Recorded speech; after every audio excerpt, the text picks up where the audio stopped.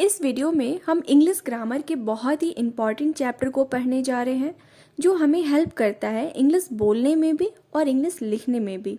क्या है वो chapter? Tenses. Tense that means time of verb. Tense क्या है? टाइम है जो वर्ब के बारे में बताते हैं। दैट मीन्स वर्क हो रहा है, हो चुका है या होगा। कोई भी काम 3 टाइम पे होते हैं, या तो वो अभी प्रेजेंट में कोई काम चल रहा हो, सेकंड या तो वो पास्ट में हो चुका है, या फिर थर्ड वो फ्यूचर में होने वाला है। टेंस कितने टाइप्स के होते हैं? 3 टाइप्स के। First present tense, second past tense and third future tense. Present tense, whatever is happening in the present. Present tense से हमें पता चलता है कि कौन सा काम अभी प्रेजेंट में हो रहा है। Second past tense, whatever is already been completed. Past tense से हमें पता चलता है कि जो काम है वो ऑलरेडी कंप्लीट हो चुका है। Third future, anything that is at be done. Future से हमें ये पता चलता है कि कौन सा काम जो है वो होना बाकी है, मीन्स काम जो है अभी हुआ नहीं है, वो होने वाला है फ्यूचर में। तो प्रेजेंट का मतलब हो गया काम अभी प्रेजेंट में हो रहा है। पास्ट दैट मीन्स काम हो चुका है। एंड थर्ड फ्यूचर, वो काम फ्यूचर में होने वाला है। टेंस मेन 3 टाइप्स में डिवाइडेड है। उसके बाद हर एक टाइप के अंदर 4 सब टाइप्स होते हैं। पहले हम बात करते हैं प्रेजेंट टेंस की। First is simple present tense, second present continuous tense, third present perfect tense and fourth present perfect continuous tense. इसी तरह पास्ट के भी 4 सब टाइप्स है। First simple past tense, past continuous tense, third past perfect tense and fourth past perfect continuous tense. तो ये 4 सब types है पास्ट टेंस की। इसी तरह फ्यूचर टेंस के भी 4 सब टाइप्स है। First simple future tense, second future continuous tense, third future perfect tense and fourth future perfect continuous tense. पहले हम लोग देखते हैं simple present tense. Simple present tense का स्ट्रक्चर होता है सब्जेक्ट प्लस वर्ब का फर्स्ट या फिफ्थ फॉर्म देन ऑब्जेक्ट। अब हम लोग ये देखते हैं कि वर्ब का फर्स्ट और फिफ्थ फॉर्म का यूज कौन से सब्जेक्ट के साथ करना है, मतलब कौन से सब्जेक्ट के साथ वर्ब का फर्स्ट फॉर्म का यूज होगा और कौन से सब्जेक्ट के साथ वर्ब का फिफ्थ फॉर्म का यूज होगा। तो देखिए यहाँ पे first person singular number I के साथ हमेशा वर्ब का फर्स्ट फॉर्म का यूज होगा and first person plural we के साथ भी वर्ब का फर्स्ट फॉर्म का यूज होगा।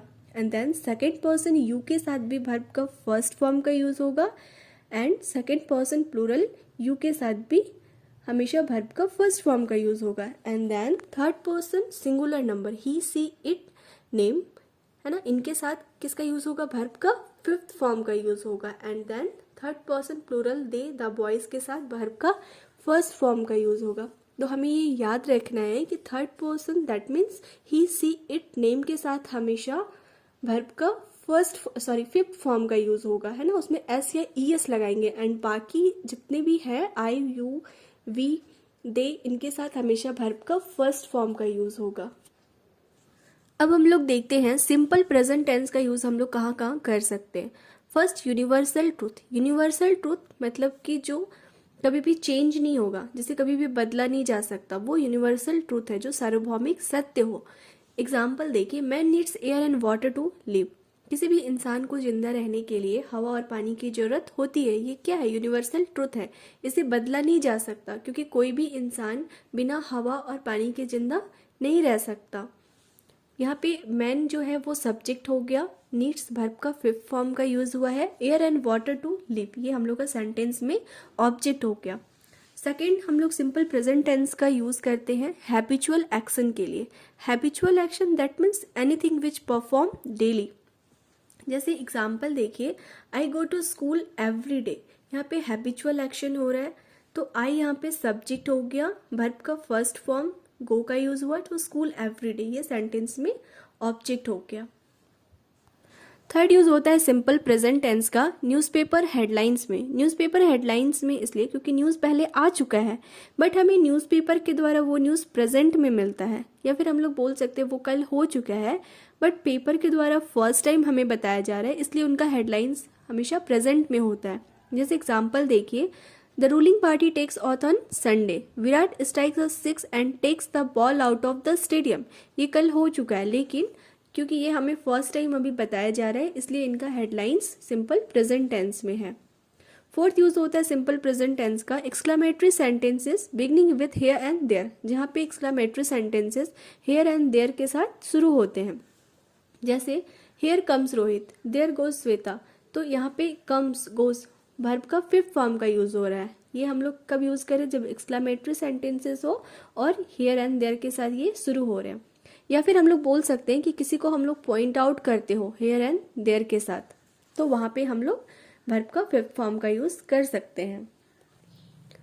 फिफ्थ यूज करते हैं हम लोग सिंपल प्रेजेंट टेंस का when we have planned action in future, जब हमारे पास एक्शन है जो प्लान्ड है और फ्यूचर में वो परफॉर्म होगा, मतलब प्लान्ड एक्शन है, a perfect date for it, मतलब वो प्लान्ड हो चुका है लेकिन वो जो है वो फ्यूचर में परफॉर्म होगा, तो वहां पे हम लोग सिंपल प्रेजेंट टेंस का यूज करेंगे। जैसे एग्जाम्पल देखिए, I celebrate my birthday on Christmas. Celebrate मतलब क्या है, ये प्लान्ड है ऑन क्रिसमस, इसके लिए परफेक्ट इवेंट भी है कि ये कब कब होगा, क्रिसमस में।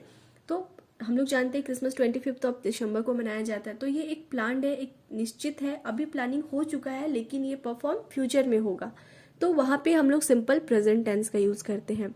सेकेंड एग्जाम्पल देखिए, the PM comes to Patna tomorrow, है ना, ये भी एक प्लान्ड है लेकिन ये कब होगा, कल होगा, मतलब ये प्लानिंग हो चुका है लेकिन ये कल होने वाला है। तो यहाँ पे हम लोग बोल सकते हैं कि कोई भी फ्यूचर में एक किसी भी निश्चित योजना को बताने के लिए भी हम लोग सिंपल प्रेजेंट टेंस का यूज करते हैं।